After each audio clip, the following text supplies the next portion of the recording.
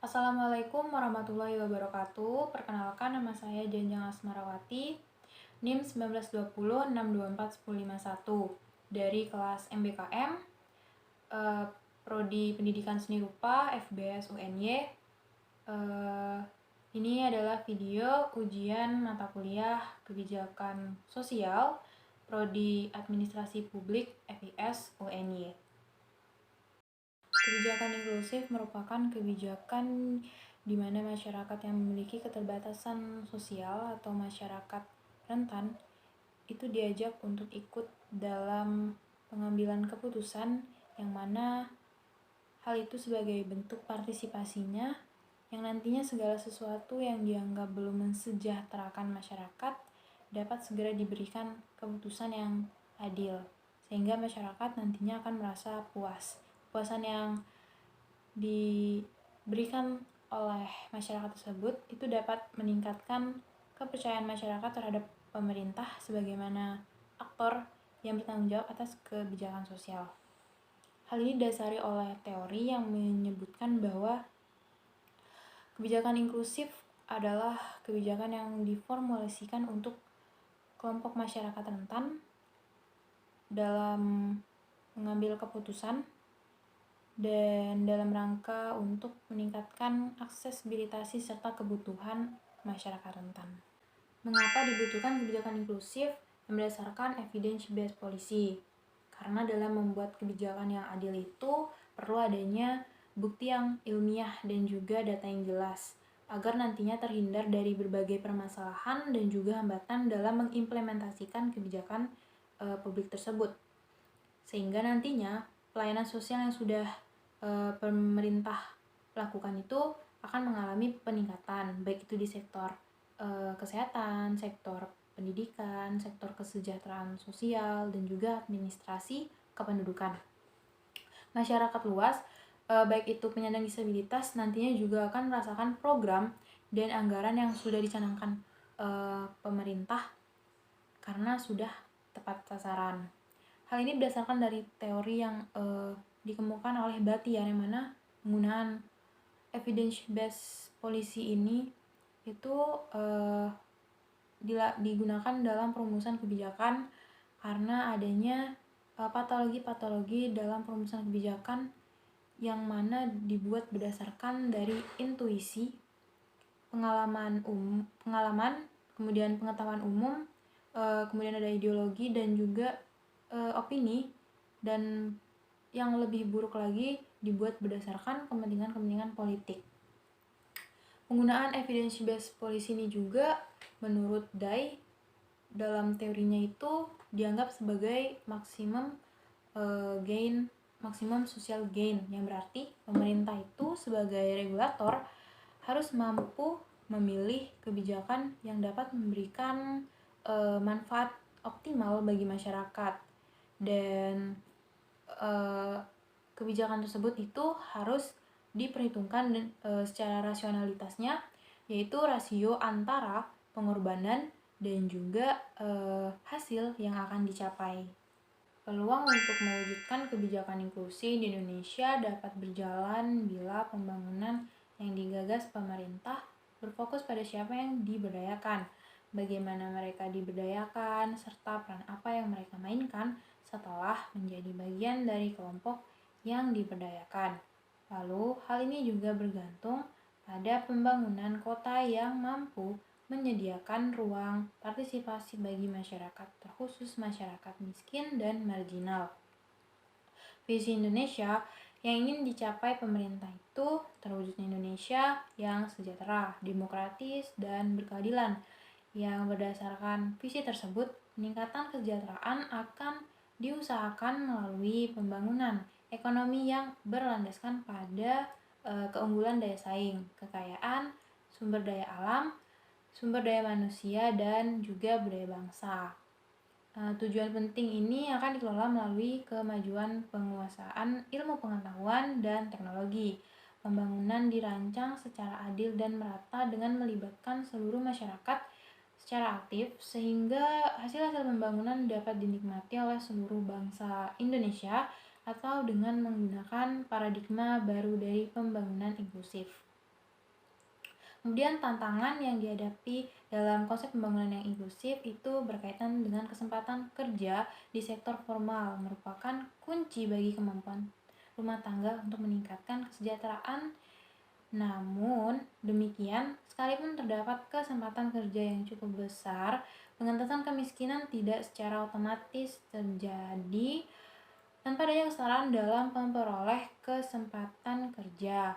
Ketimpangan dalam akses terhadap kesempatan kerja seringkali terjadi karena adanya perbedaan pada kemampuan sumber daya manusia. Kelompok masyarakat miskin yang tidak memiliki keterampilan dan pendidikan yang memadai tidak mampu bersaing dengan kelompok masyarakat yang lebih kaya. Mereka dihadapkan pada kondisi persaingan yang tidak seimbang atau uneven playing field. Dua hal ini menyebabkan ketidakmampuan kelompok masyarakat miskin dalam berpartisipasi dalam berkontribusi dalam proses pertumbuhan yang inklusif. Di Indonesia, kondisi model pembangunan yang terlalu bertumpu kepada pembangunan ekonomi, menurut Wirotomo, akan menghasilkan kondisi eksklusi sosial. Keadaan tereksklusi akan menimbulkan sikap hidup atau cara berpikir yang memunculkan suatu kebudayaan yang melawan budaya established. Eksklusi sosial itu sendiri terdiri dari dua hal, yakni eksklusi objektif dan subjektif. Objektif adalah suatu kondisi apabila secara sengaja seseorang atau kelompok orang dipinggirkan dalam upaya mendapatkan hak-haknya, dari hak kompleks sampai hak yang sederhana. Di Jakarta sebagai ibu kota negara memiliki jumlah penduduk mencapai 10 juta lebih, dan ada sekitar 29% penduduk miskin dari total penduduk Jakarta. Konflik sosial, kemiskinan, depresi, dan eksklusi sosial dalam beberapa aspek disebabkan adanya dominasi stakeholders tertentu dalam pengelolaan dan penguasaan ruang kota. Kondisi demikian tuh cenderung menumbuhkan ketimpangan dan kesenjangan sosial serta lemahnya aksesibilitas terhadap sumber daya sosial, ekonomi, politik kota. Selain itu menyuburkan korupsi dana APBD kota. Terdapat 3 aktor yang terlibat dalam hal ini, antara lain itu negara, sektor swasta, dan masyarakat. Kalau negara berperan sebagai pembuat kebijakan, serta pengendalian dan pengawas kebijakan. Swasta berperan sebagai penggerak aktivis bidang ekonomi, dan masyarakat berperan sebagai subjek dan objek dari sektor pemerintah dan swasta. Ketiga aktor tersebut harus dalam posisi yang seimbang dan saling kontrol agar dapat menghindari penguasaan atau eksploitasi oleh satu komponen terhadap komponen yang lainnya. Bila salah satu komponen lebih tinggi dari yang lain, yang terjadi adalah dimensi kekuasaan atas dua komponen lainnya. Kelompok saya terdiri dari Danus Setiawan, Aisyah Rahma Satyanagara, Kalista Idul Wispaseno, dan saya sendiri, Janya Asmarawati. Judul diskusi kelompok kami itu adalah membangun sistem kesehatan yang adil di Indonesia pada era pandemi COVID-19. Identifikasi masalah dari topik yang diangkat yakni mengenai permasalahan yang berkaitan dengan pelayanan kesehatan di masa pandemi COVID-19, menyangkut keadilan dalam pelayanan yang diberikan serta tantangan pelayanan kesehatan yang dihadapi. Kemudian teori yang digunakan berdasarkan dari Undang-Undang Nomor 40 Tahun 2004 tentang Sistem Jaminan Nasional dan Undang-Undang Nomor 24 Tahun 2011 tentang Badan Penyelenggaraan Jaminan Sosial yang merupakan pedoman pemerintah dalam memberikan jaminan sosial secara menyeluruh bagi semua masyarakat Indonesia, termasuk jaminan kesehatan. Setiap negara memberikan dan menyediakan pelayanan kesehatan optimal yang dapat dimanfaatkan oleh seluruh warga masyarakatnya. Pelayanan kesehatan optimal yang dapat dimanfaatkan oleh seluruh warga masyarakatnya, pelayanan kesehatan yang merupakan upaya pemerintah dalam meningkatkan derajat kesehatan masyarakat berupa upaya promotif, preventif, kuratif, sampai dengan rehabilitatif. Dari topik tersebut, permasalahan yang ditemukan yakni masih belum meratanya masyarakat yang menjadi peserta JKN-KIS. Hal ini dikarenakan minimnya pengetahuan masyarakat serta kurangnya informasi lengkap mengenai BPJS Kesehatan. Bahkan ada juga masyarakat yang tidak mengetahui adanya hak yang diberikan kepada warga negara untuk mendapatkan pelayanan kesehatan dari BPJS tersebut.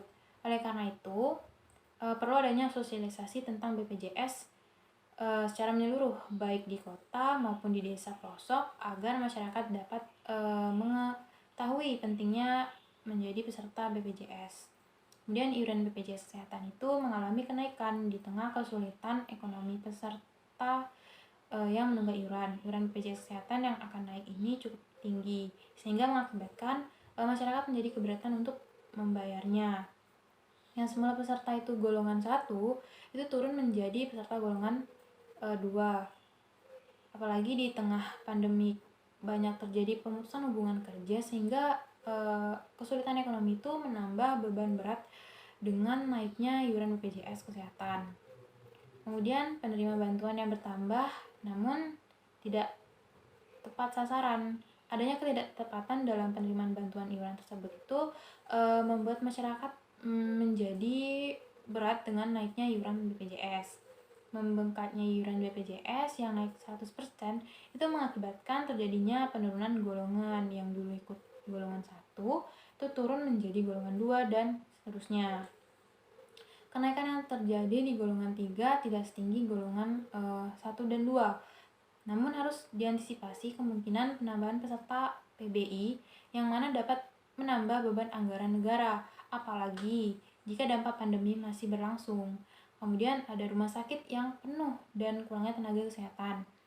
2020 lalu terdapat 270 jiwa masyarakat Indonesia, 2 juta terkonfirmasi kasus COVID-19 dengan uraian 14,8% sembuh dan ada yang meninggal. Apabila melihat jumlah rumah sakit, maka idealnya jumlah terkonfirmasi positif itu dapat ditangani di rumah sakit, sehingga idealnya tidak ada alasan rumah sakit penuh namun berbanding terbalik dengan jumlah rumah sakit. Jumlah tenaga kesehatan dinilai juga masih kurang. Hal ini diperparah dengan kondisi 400 dokter dan ratusan nakes yang meninggal akibat COVID.